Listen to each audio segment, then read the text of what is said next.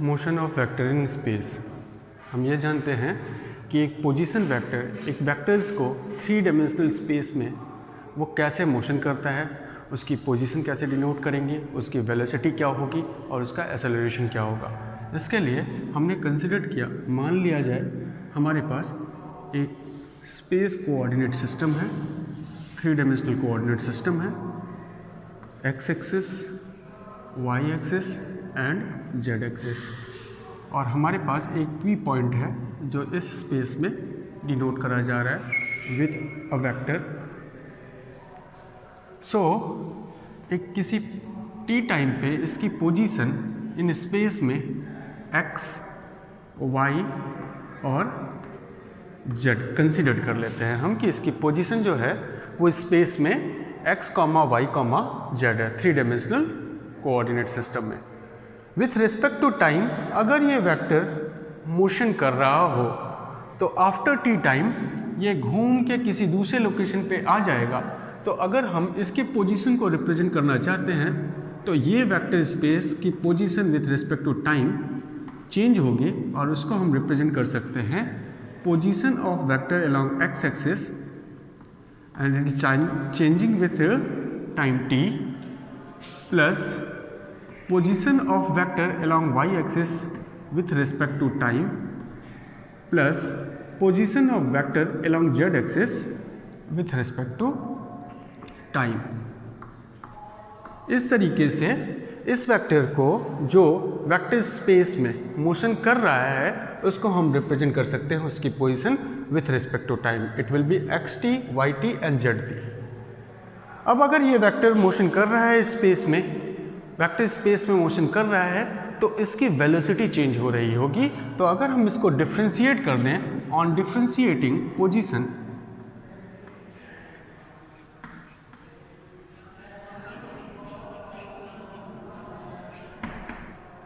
On differentiating position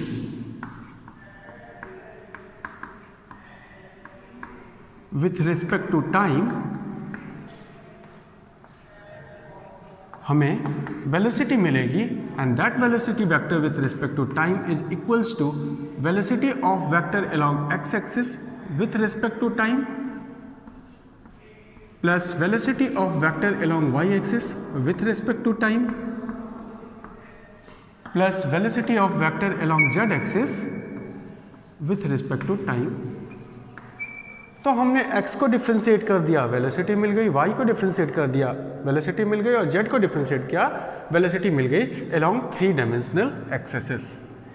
okay, अगर हम इसको फिर से डिफ्रेंशिएट कर दें तो हमें एक्सेलरेशन मिल जाएगा with respect to time and that acceleration is given by ax with respect to time along x axis plus acceleration along y axis with respect to time plus acceleration along z axis with respect to time।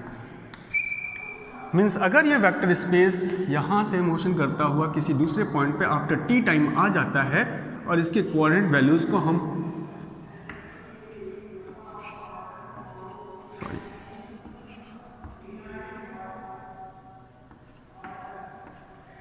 इससे represent करते हैं तो इन T time में ये अपनी position change किया।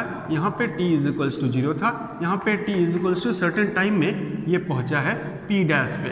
तो इसकी पोजीशन चेंज हो रही है।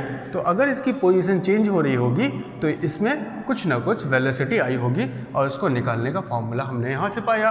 अगर ये वेलोसिटी आई और वेलोसिटी भी चेंज हो रही है विथ रिस्पेक्ट टू टाइम तो हम एक्सेलरेशन निकाल सकते हैं।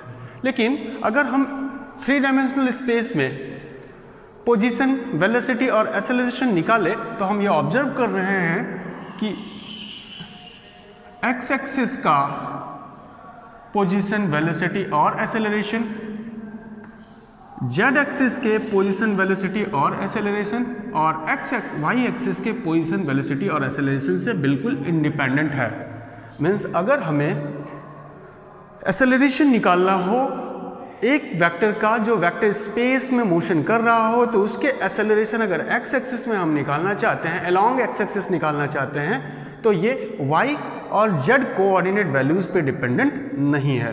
तो हम ये कह सकते हैं कि acceleration in 3 dimensional space is equals to acceleration in dimension 1 that is X axis plus acceleration in 1 dimension that is Y axis plus acceleration in 1 dimension that is Z axis. तो हम कह सकते हैं कि अगर हमें 3 डायमेंशनल या 2 dimensional space में बॉडी के वेलोसिटी, एक्सेलरेशन और पोजीशन को निकालना है तो हम एक सिंपल सा कॉन्सेप्ट यूज करेंगे कि हम पहले उस वेक्टर के एक्स कंपोनेंट्स को वेलोसिटी, एक्सेलरेशन और पोजीशन को निकाल लेंगे, उसी तरह से वाई एक्सिस के और उसी तरह से जेड एक्सिस को, और उन सबको वेक्टर का यूनिट वेक्टर आई जे के का यूज करके हम 3 डायमेंशनल सिस्टम में रिप्रेजेंट कर सकते हैं। मीन्स कहने का ये हुआ कि अगर हमारे पास 3 डायमेंशनल मोशन हो रहा है तो 3 डायमेंशनल मोशन की स्टडी करने के लिए हमें एक्स एक्सिस को सेपरेटली पढ़ना होगा, वाई एक्सिस को सेपरेटली पढ़ना होगा और जेड एक्सिस को सेपरेटली पढ़ना होगा, और उसके बाद सबको हम यूनाइट कर देंगे बाय दिस कॉन्सेप्ट। तो this is the motion of vector in space हमें मिला।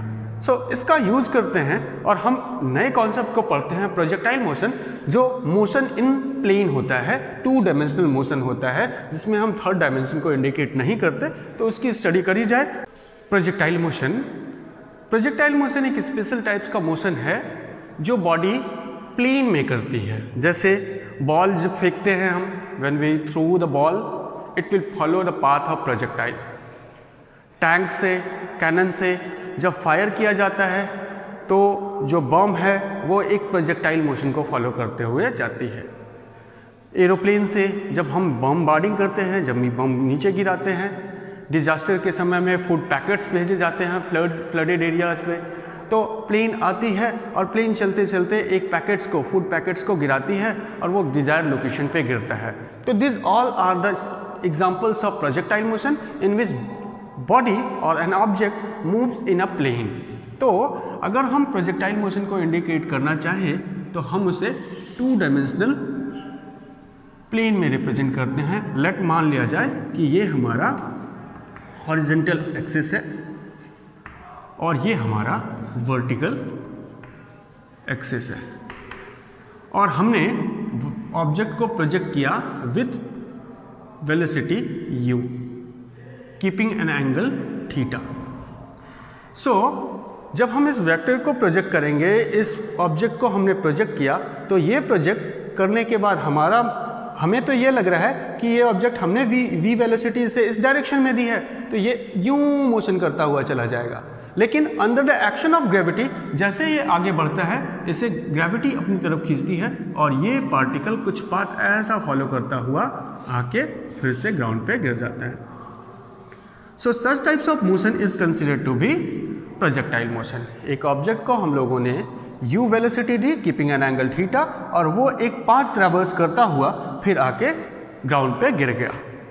अब इस प्रोजेक्टाइल मोशन में बच्चों हम लोग अगर ध्यान दें तो हमारे पास 2 वेरिएबल्स की वैल्यू गिवन है, 1 initial velocity and other the angle of projection. इस जो यहाँ पे हमने थीटा लिखा है, इस थीटा को हम क्या कहते हैं? This is called angle of projection, projecting angle.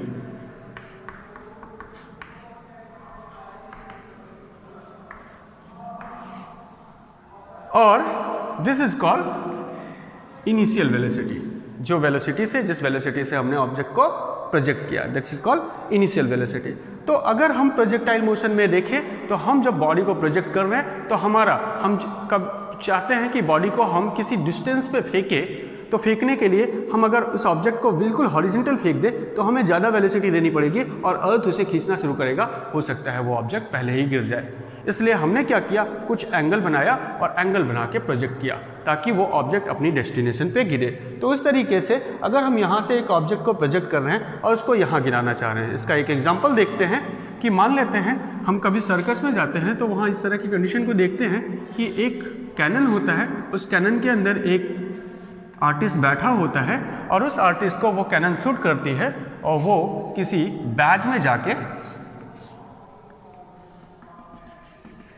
गिरता है। तो इस तरह से जब ये आर्टिस्ट इस बैग में जाके गिरा तो कैनन को फायर करते समय कैसे हमने डिसाइड किया, कुछ चीज़ें हमें डिसाइड करनी है कि ये कैनन ने कितना एंगल बना के प्रोजेक्शन किया था ताकि ये बैग में आके गिरे। दूसरा, इस आर्टिस्ट को कितनी वेलोसिटी दी गई कि वो बैग में आके गिरे। हम अगर इस बैग में ऑब्जेक्ट को गिराना चाहते हैं, हम चाहते हैं कि ये पर्सन इस बैग में जाके गिरे, तो हमें एक पर्टिकुलर वेलोसिटी देनी पड़ेगी और कुछ एंगल रखना पड़ेगा जो डिसाइड करेगा कि ये बैग में ऑब्जेक्ट कहाँ गिरना है। ठीक है, तो ये हमने इस प्रोजेक्टाइल मोशन में देखा कि हमें दो चीज़ गिवन होती है, पहला एंगल ऑफ प्रोजेक्शन और दूसरी इनिशियल वेलोसिटी।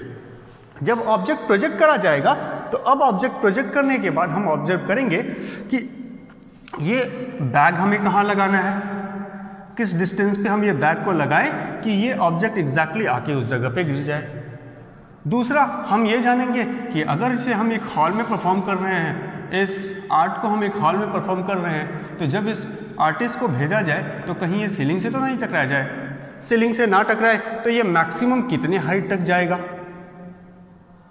कितने हाइट तक भेजे ताकि वो सीलिंग पे ना टकराए और बैग पे आके गिर जाए। तो इन्हीं सारे कॉन्सेप्ट्स को हम स्टडी करेंगे अपने प्रोजेक्टाइल मोशन में। तो एक ऐसा मोशन जो बहुत सारे एप्लीकेशन पे काम करता है, जिसको हम लोग स्टडी करेंगे। तो बच्चों, जब हम प्रोजेक्टाइल मोशन देते हैं किसी बॉडी को, तो अगर हम इस बॉडी की बात करें, ये बॉडी हमने ऑरिजिन से भेजा, that is coordinate value will be 0,0, और अगर हम इसे प्रोजेक्ट करते हैं और आफ्टर टी टाइम ये इस लोकेशन पे होता है जिसकी वैल्यू हम कह लें xt, yt, ये इसकी पोजीशन है, तो इसको हम रिप्रेजेंट कर सकते हैं विद दिस पोजीशन वेक्टर। ये पोजीशन p रिप्रेजेंट करा जाएगा। अब हम देखें कि ये p points with respect to time change हो रहा है, कभी वो यहाँ हो रहा है, कभी वो यहाँ हो रहा है, कभी वो यहाँ हो रहा है, कभी वहाँ हो रहा है। On the basis of time ये p की वैल्यू, पोजीशन की वैल्यू चेंज हो रही है, और ये पोजीशन दो वैल्यू से रिलेट है, एक x और दूसरा y से। दो कंपोनेंट से रिलेट है, x component and y component, horizontal component and vertical component से रिलेट है। तो जब ये टू डायमेंशनल मोशन कर रहा है, तो ये टू डायमेंशनल मोशन में ये x की वैल्यू और y की वैल्यू हम कैसे निकालें, इसको जानने के लिए हम जरा इसका एक ड्रामेटिकल डायग्रामेटिक रिप्रेजेंटेशन करते हैं कि जब ये बॉडी ऑब्जेक्ट प्रोजेक्ट करी गई, तो प्रोजेक्शन के दौरान अगर किसी टाइम नंबर 1 पे वो ऑब्जेक्ट यहाँ था, टाइम नंबर 2 पे वो ऑब्जेक्ट यहाँ गया, टाइम नंबर 3 पे वो ऑब्जेक्ट यहाँ गया, टाइम नंबर 4 पे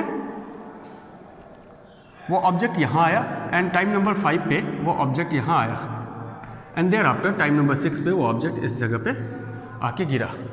तो अगर हम ध्यान दें कि in time 1 object x axis में ये डिस्टेंस ट्रेवल किया, इन टाइम 2 जब टाइम की वैल्यू 2 हो गई तो ऑब्जेक्ट ये डिस्टेंस ट्रेवल किया, इन टाइम 3 ऑब्जेक्ट ये डिस्टेंस ट्रेवल किया, इन टाइम 4 ऑब्जेक्ट ये डिस्टेंस ट्रेवल कर लिया, इन टाइम 5 ऑब्जेक्ट ये डिस्टेंस ट्रेवल कर लिया, एंड देयर आफ्टर 6 में वो ऑब्जेक्ट जमीन पे आके गिरा। तो कहने का मतलब कि अगर हम हॉरिजॉन्टल डायरेक्शन में देखें तो ऑब्जेक्ट स्ट्रेट लाइन में मोशन करता हुआ दिख रहा है, और ये स्ट्रेट लाइन का मोशन उसका कंटिन्यूअस टाइम के साथ चेंज होता जा रहा है। स्पीड इस डायरेक्शन में हम देखेंगे कि डिस्टेंस बढ़ता जा रहा है जब तक वो ग्राउंड को आके हिट नहीं कर ले रहा है। ओके, लेकिन जब हम इसको वर्टिकल डायरेक्शन में देखते हैं तो एट t इज 0 ऑब्जेक्ट यहाँ था, t इज t1 पे ऑब्जेक्ट इस लोकेशन पे पहुँचा, t2 पे यहाँ पहुँचा, t3 पे यहाँ पहुँचा, t4 पे, t5 पे। तो हम ये ऑब्जेक्ट,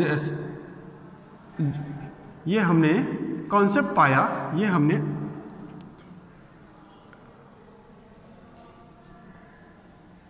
ऑब्जर्व किया कि ये जो ऑब्जेक्ट है वर्टिकल डायरेक्शन में, पहले इसकी डिस्प्लेसमेंट बढ़ रही है, फिर डिस्प्लेसमेंट कमज़ोर होती चली जा रही है और कम हो जा रही है। डिस्प्लेसमेंट बढ़ी फिर डिस्प्लेसमेंट कम हुई, इसका मतलब यहाँ फोर्स का एक्शन या फिर एक्सेलरेशन का एक्शन लग रहा है। तो इन दोनों कॉन्सेप्ट्स पे हम लोगों ने जाना कि in vertical direction body perform non uniform motion, but in horizontal direction it perform uniform motion. अब इसको जानने के लिए हम ये यूनिफॉर्म मोशन कर रहा है या यहाँ पे नॉन यूनिफॉर्म कर रहा है, यहाँ पे यूनिफॉर्म कर रहा है, तो यूनिफॉर्म मोशन और नॉन यूनिफॉर्म मोशन होते समय भी उसके पास कुछ ना कुछ इनिशियल वेलोसिटी हुई होगी। तो उसी इनिशियल वेलोसिटी को देखे तो हम लोगों ने वेक्टर में पढ़ा है कि अगर एक वेक्टर किसी थीटा एंगल्स के साथ प्लेन में प्रोजेक्ट किया जा रहा है तो उसका एक कंपोनेंट हॉरिजॉन्टल हो जाता है जिसको हम कहते हैं यू कॉस थीटा, एंड एक कंपोनेंट उसका वर्टिकल हो गया जिसको कहेंगे यू साइन थीटा। सो अब हम देखेंगे कि इन वर्टिकल डायरेक्शन उसे इनिशियल वेलोसिटी कितनी मिली, यू साइन थीटा, और उसको लेके वो ऑब्जेक्ट वर्टिकल डायरेक्शन में बढ़ने लगा ऊपर। लेकिन एक्सेलरेशन ड्यू टू ग्रेविटी उसे जी की वैल्यू उसे नीचे की तरफ खींचती रही और वो ऑब्जेक्ट एक हाइट पे जाके वापस फिर से जमीन की तरफ आने लगा। तो यहाँ पे एक्सेलरेशन रिलेट हो रहा है तो हम कहेंगे in y direction body perform non uniform motion, non uniform motion.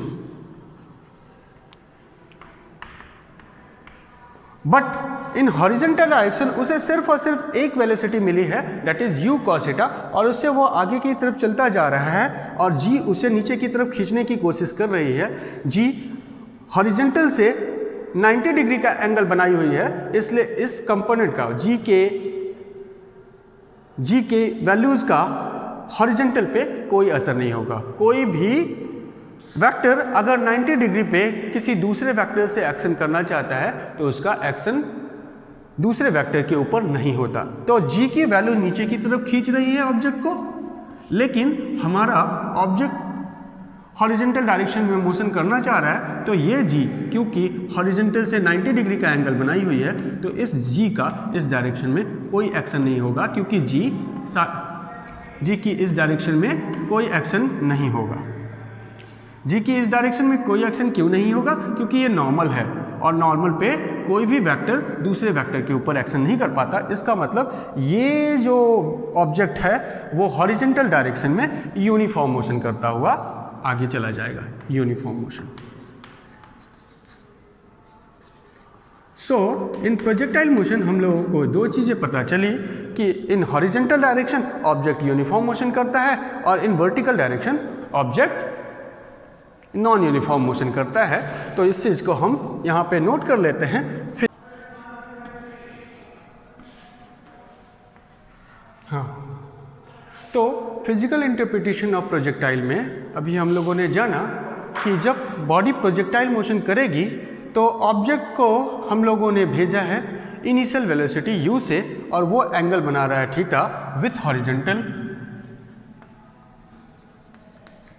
और ऐसे कंडीशन पे हम कहेंगे कि इसका हॉरिजॉन्टल डायरेक्शन में जो वेलोसिटी होगी वो u cos थीटा होगी और इन वर्टिकल डायरेक्शन जो वेलोसिटी होगी that is u sin theta. So velocity along x-axis is u cos theta and velocity along y-axis is u sin theta. U cos theta and u sin theta. In vertical direction, object encountered g and under the action of g, its velocity decreases till it reaches 0 and thereafter its velocity increases in downward direction. Therefore, object perform non uniform motion. क्यों? क्योंकि velocity increase और decrease हो रही है। तो body का कैसा motion होगा? नॉन यूनिफॉर्म मोशन होगा। किधर? हमारे वर्टिकल डायरेक्शन में। बट इन हॉरिजॉन्टल डायरेक्शन कोई भी जी जो लग रहा है वो 90 डिग्री पे लग रहा है, इसलिए एक्शन कर नहीं पाएगा और कोई भी फोर्स इस डायरेक्शन में नहीं लग रहा है। ऐसे कंडीशन पे बॉडी को हम क्या कंसिडर करेंगे कि बॉडी यूनिफॉर्म मोशन कर रही है। ठीक है, तो ये हम लोगों ने जाना फिजिकल इंटरप्रिटेशन ऑफ प्रोजेक्टाइल। अब आगे देखेंगे कुछ टर्म्स जो रिलेट करेगा इन प्रोजेक्टाइल से। जब हमने ऑब्जेक्ट को भेजा है तो वो ऑब्जेक्ट इस पॉइंट पे पहुंचा तो हम जानेंगे कि पोजीशन वेक्टर क्या होगा किसी टी टाइम पे। अब यहाँ पे इस पोजीशन वेक्टर के पास बॉडी के पास वेलोसिटी भी होगी तो हम ये जानेंगे वेलोसिटी वेक्टर क्या है। साथ में ये भी होगा कि इसके पास इस लोकेशन पे या इस लोकेशन पे या इस लोकेशन पे हर एक लोकेशन पे क्योंकि वो मोशन कर रहा है और 2 डायमेंशनल मोशन कर रहा है और एक डायमेंशन में उसके पास एक्सेलरेशन है तो रिजल्टेंट इस बॉडी के पास एक्सेलरेशन भी होगा, उसे हम जानेंगे। साथ में ये बॉडी यहाँ से चली तो यहाँ पे आके गिरी तो जो टाइम ली ये बॉडी यहाँ से यहाँ तक आने में उसे हम स्टडी करेंगे और उसे नाम देंगे टाइम ऑफ फ्लाइट का। Time of flight, it is a time जिसमें बॉडी एयर में हो, it is a time in which body is in air during from projection to striking the ground, ठीक है। उसके बाद हम ये जानेंगे कि जब हमने उसे u वेलोसिटी और थीटा एंगल देके प्रोजेक्ट किया तो वो मैक्सिमम कितना डिस्टेंस ट्रेवल करेगा हॉरिजॉन्टल, और उस चीज़ को हम रेंज के नाम से जानेंगे। तो x एक्सिस में उसने कितना डिस्टेंस ट्रेवल किया, ये क्या रिप्रेजेंट करेगा, range of projectile. This will represent the range of projectile, और जब प्रोजेक्टाइल आके ऑब्जेक्ट आके इस जगह पे गिरेगा तो इसकी coordinate value range comma 0, y axis में बॉडी 0 थी और फिर यहाँ आके फिर बॉडी 0 हो गई, तो यहाँ पे इसका कोऑर्डिनेट वैल्यूज़ क्या होगी, रेंज कॉमा 0। उसके बाद हम ये जानेंगे कि जब उस प्रोजेक्टाइल को प्रोजेक्ट किया तो वो मैक्सिमम कितने हाइट तक जाएगा, जिस कंपोनेंट को हम कह देंगे एच मैक्सिमम, कितना हाइट मैक्सिमम वो अटेन कर सकता है, और एच मैक्सिमम उसकी कोऑर्डिनेट वैल्यूज जो है वो हो जाएगी एच मैक्स वाई एक्सिस में, इसकी मैक्सिमम वैल्यू, एंड यहाँ से यहाँ तक का रेंज, क्योंकि ये यूनिफॉर्म मोशन कर रहा है तो यहाँ से यहाँ तक का रेंज अगर r है तो यहाँ तक कितना होगा, r/2। So these are the terms that we need to study in projectile motion. Firstly, we need to study the time of flight, how much time it will take in air. Second, we need to calculate the maximum distance travel in horizontal direction, that is range.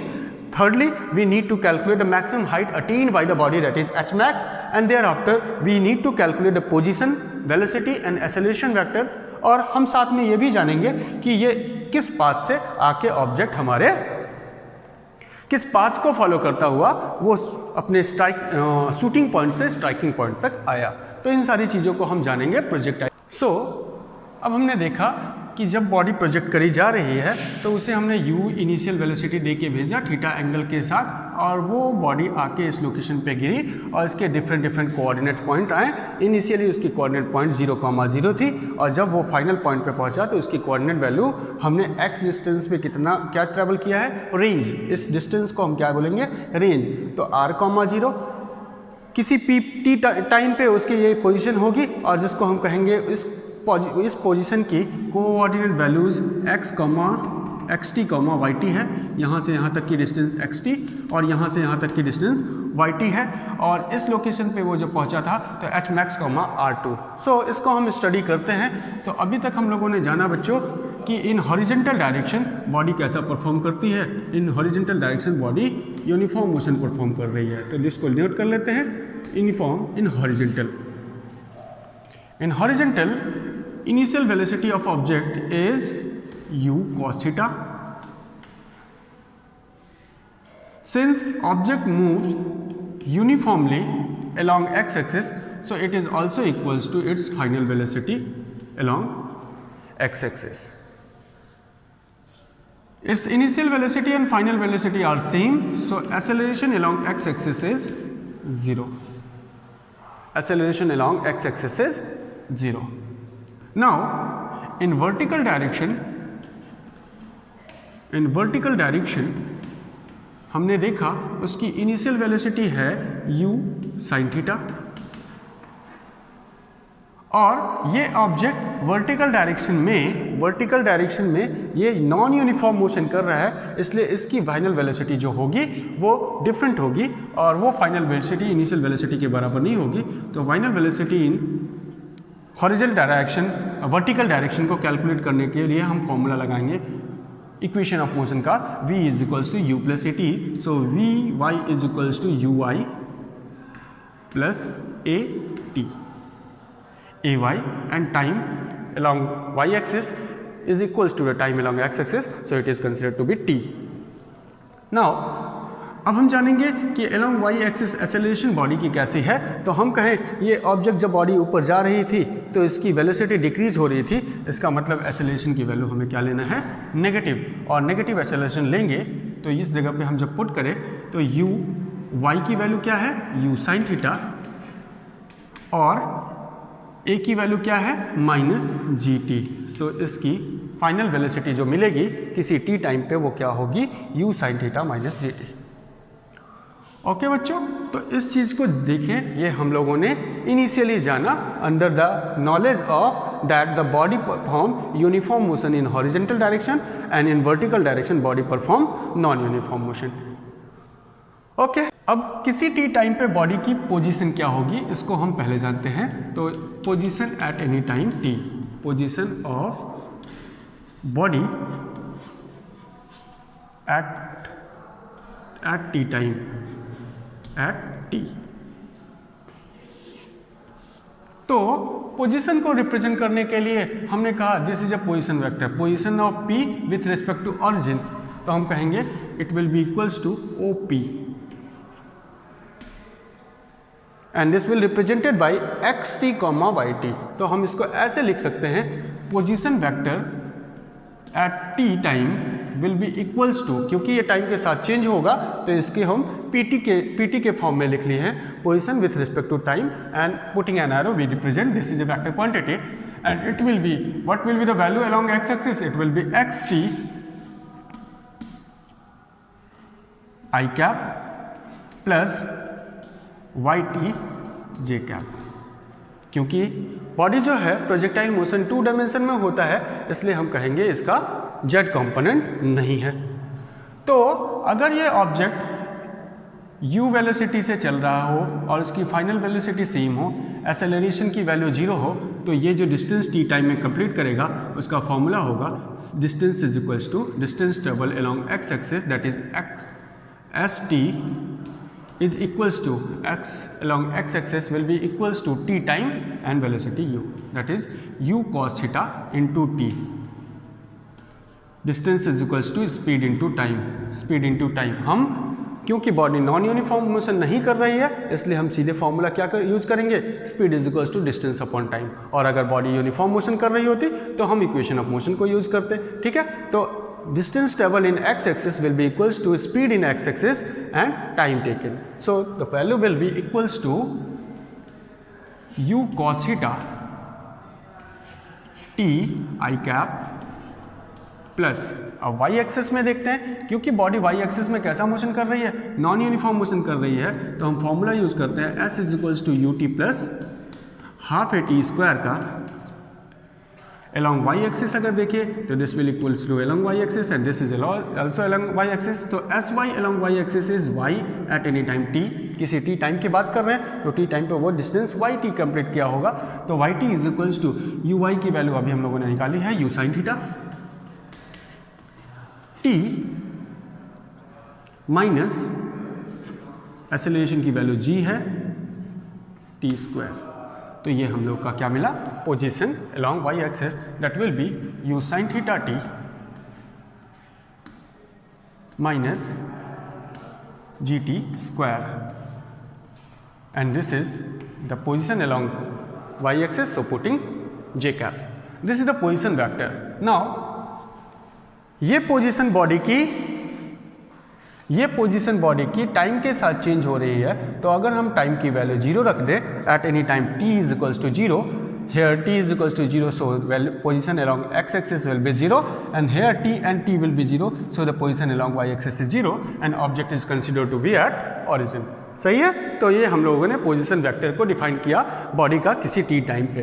अब हम जानेंगे कि body की velocity कितनी होगी किसी t time पे, तो जिसके लिए हम फॉर्मूला यूज करेंगे कि क्या पोजीशन को डिफ्रेंशिएट कर दिया जाए तो वेलोसिटी मिल जाएगी, तो हाँ मिल जाएगी। हम कहेंगे on differentiating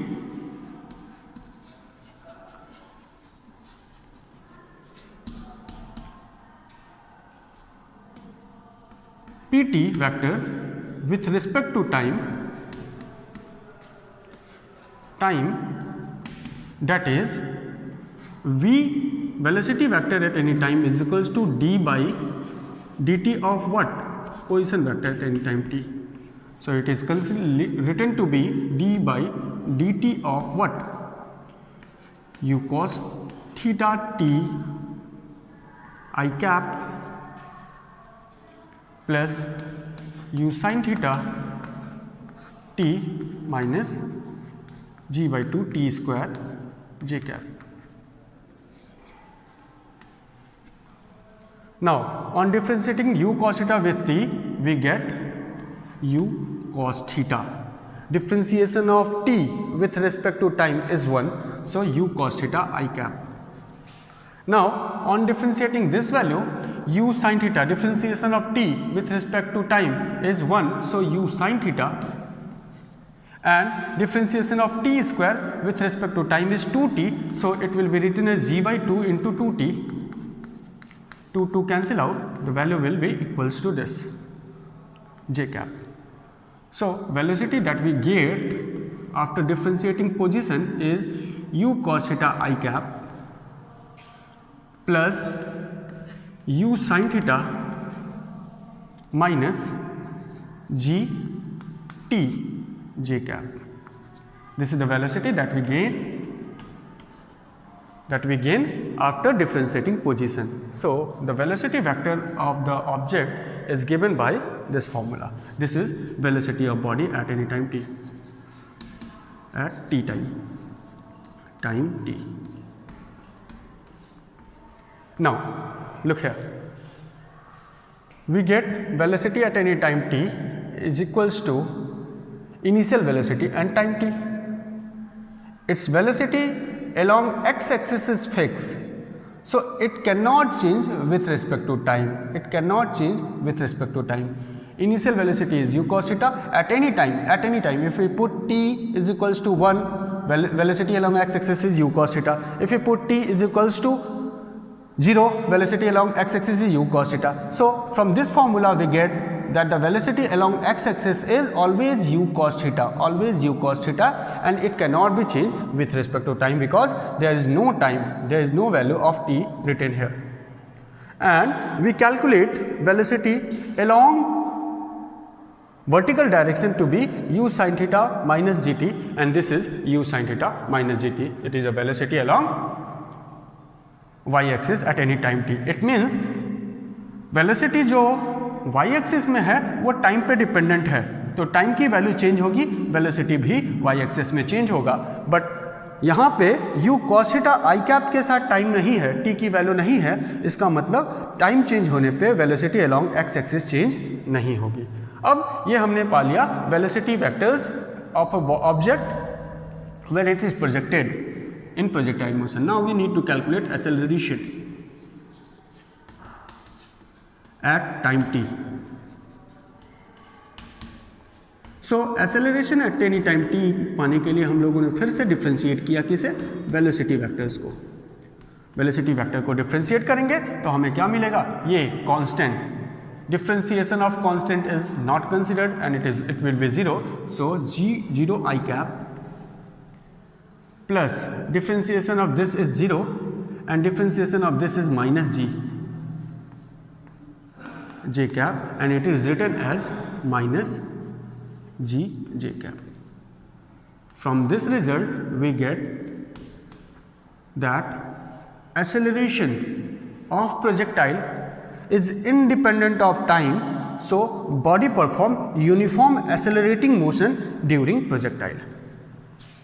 In projectile acceleration जो हम लोगों ने रिजल्टेंट निकाला है वो एक्सेलरेशन टाइम डिपेंडेंट नहीं है, इसका मतलब कांस्टेंट रहेगी ऑलवेज. सो हम कहेंगे in projectile motion body perform uniform accelerating motion. Uniform accelerating motion motion body कैसा मोशन परफॉर्म करेगी, यूनिफॉर्म एक्सेलरेटिंग मोशन परफॉर्म करेगी. किस में, ओवरऑल प्रोजेक्टाइल में. ठीक है, अभी हम लोगों ने जाना कि इन हॉरिजॉन्टल डायरेक्शन एक ऑब्जेक्ट अगर प्रोजेक्टाइल किया जाए तो यूनिफॉर्म मोशन चलेगी. In vertical direction it perform non uniform motion, but in combine effect it perform uniform accelerating motion. Acceleration की वैल्यू कांस्टेंट हो जा रही है. ठीक है, तो ये हमने जाना कि बॉडी की पोजीशन वेक्टर क्या होगी किसी टी टाइम पे, वेलोसिटी वेक्टर क्या होगी किसी टी टाइम पे, और एक्सेलरेशन वेक्टर क्या होगी किसी टी टाइम पे. अब अगर हमें किसी टी टाइम पे वेलोसिटी पोजीशन निकालनी है ऑब्जेक्ट की, तो we just need to put the value of t in this equation and we always know u, theta and g. हमें तीन वैल्यू मालूम है, तो इसलिए हम पोजीशन डिफाइन कर सकते हैं बॉडी की, ठीक है। अगर हमें किसी बॉडी उस प्रोजेक्टाइल की किसी टी टाइम पे वेलोसिटी निकालना है तो हम यहाँ पे u थीटा g ये हमें मालूम है और वो टी टाइम पुट करेंगे, हमें वेलोसिटी मिल जाएगी। हमें एक्सेलरेशन निकालना है तो acceleration is independent of time, so हम कहेंगे acceleration is constant throughout projectile and this will always be -g। Okay, तो this is the position, velocity and acceleration vectors during projectile motion. Now we need to calculate the path of trajectory during projectile motion. अब हम ये जानने की कोशिश करेंगे कि एक ऑब्जेक्ट को जब हम लोगों ने प्रोजेक्ट किया था तो ये ऑब्जेक्ट किस पाथ को फॉलो करता हुआ आके जमीन पे ग्राउंड पे स्ट्राइक किया। तो इसको जानने के लिए हमने कहा अच्छा एक और चीज़, जो ये पाथ ये फॉलो कर रहा है इस पाथ को क्या कहेंगे, ट्रेजेक्ट्री। तो हम अगला टर्म जो जानने की कोशिश करेंगे वो है पाथ ऑफ ट्रेजेक्ट्री।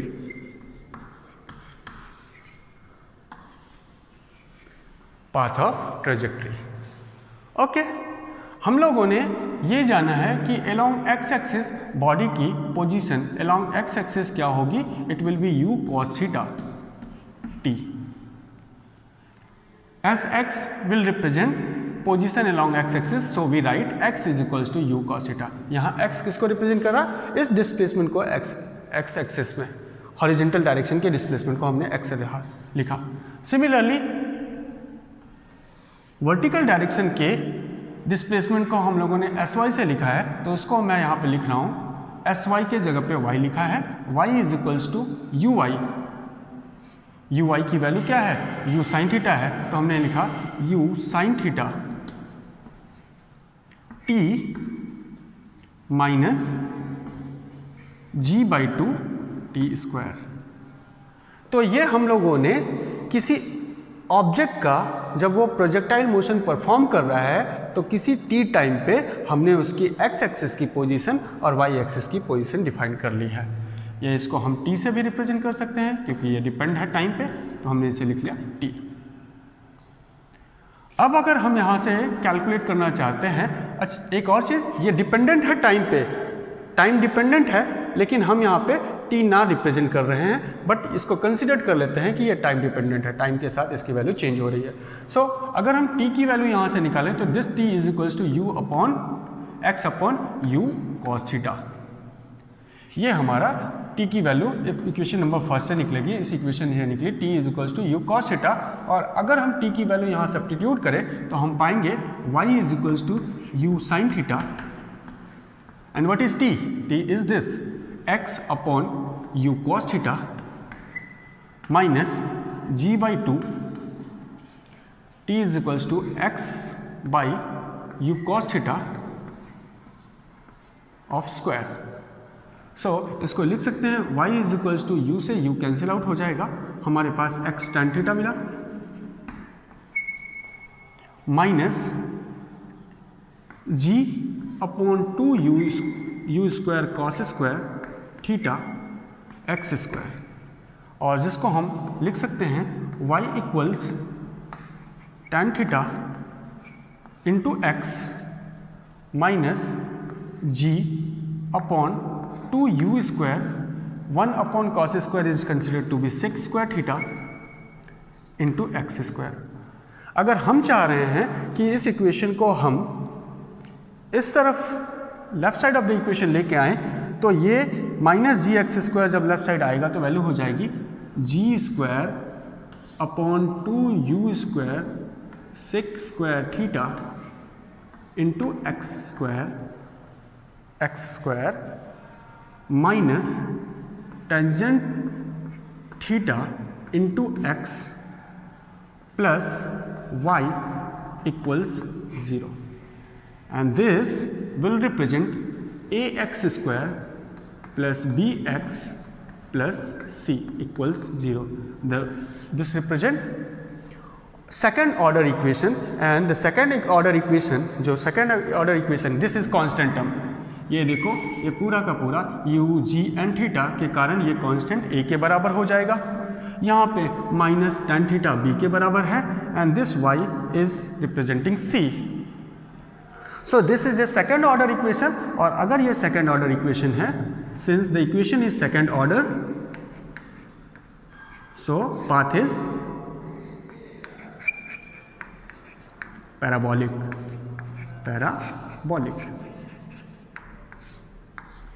तो हमने क्या पाया? पाथ ऑफ ट्रेजेक्ट्री कैसे मिल रही है हमारी? पाथ ऑफ ट्रेजेक्ट्री हमारी पैराबोलिक है. कैसे पैराबोलिक है? क्योंकि ये सेकेंड ऑर्डर इक्वेशन है. Quadratic equation is always representing parabolic path. Okay.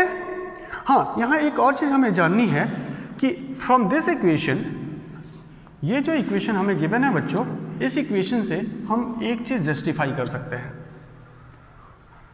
हमें प्रोजेक्टाइल फायर करते समय u और थीटा दो वैल्यू गिवन है and g is always consider to be constant. So हमें तीन वैल्यू गिवन है, three values are given, u, theta and g. Here theta, u and g, these terms are given. So if you want to calculate the value of y at any point x, you just need to put the value of x and get the value of y. So अगर हमें x मालूम हो तो हम y निकाल सकते हैं और y मालूम हो तो x निकाल सकते हैं. किसका? इस पैराबोलिक इक्वेशन ऑफ पैराबोला का, इक्वेशन ऑफ ट्रेजेक्ट्री के यूज करके. तो this is called, this equation is called equation of trajectory, equation of path, and equation of path represent second order equation, so it is parabolic. और इसका use करके हम x और y के बीच में रिलेशन स्टैब्लिश कर सकते हैं. तो this is a path of trajectory. किस तरह के पाथ वो हमारा प्रोजेक्टाइल मोशन ट्रेवल करेगा. तो यहाँ हमने जाना कि इक्वेशन ऑफ पाथ कैसा मिला. इक्वेशन ऑफ पाथ हमें मिला है y is equals to x tangent theta, y is equals to x tangent theta minus g upon 2u square, और sec थीटा को 1 plus tan square theta is equals to sec, 1 plus tan square is equals to sec होता है, इसलिए 1 plus tan square भी हम यहाँ लिख सकते हैं इसको into x square. Now this is the equation of path, और 1 plus tan square को हम sec square भी लिख सकते हैं. ठीक है. तो this is the equation of path in projectile. Okay.